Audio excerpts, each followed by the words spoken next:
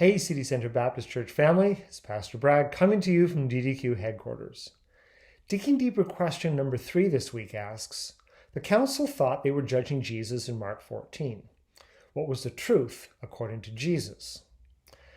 As I read Mark 14 verses 53 to 65, I can't help but sense the desperation and exasperation of the religious leaders who were looking to condemn Jesus to death.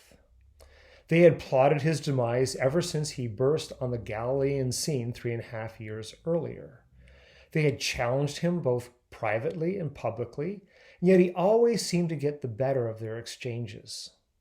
The more they confronted him, the more he confounded them. They tried direct attacks, subterfuge, and in a fit of mind-numbing insanity, accused him of being in league with the devil.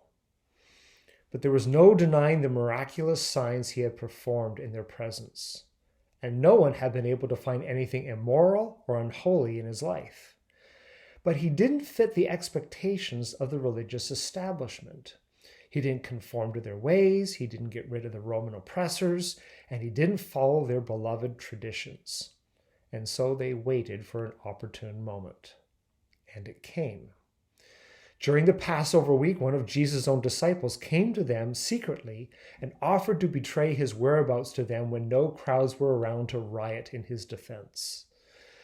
They eagerly took Judas Iscariot up on his offer and handed him 30 pieces of silver to hand over Jesus. And he came through with it. Jesus was arrested in a garden called Gethsemane on the Mount of Olives late at night and was taken into custody. And so the trial commenced. Jesus remained poised despite being oppressed and afflicted. He kept silent as his accusers raged at him.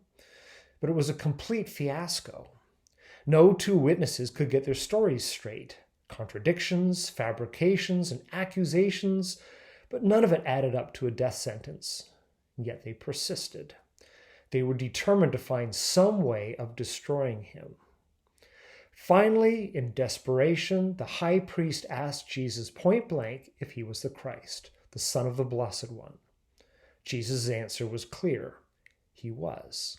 And one day he would be seated at God's right hand and would return in the future in the clouds as judge of all the earth. The high priest and those with him all understood this statement as blasphemy and condemned him to death. They thought they were judging him. However, the opposite was true. Jesus truly was the Son of God who had been given authority to rule the nations.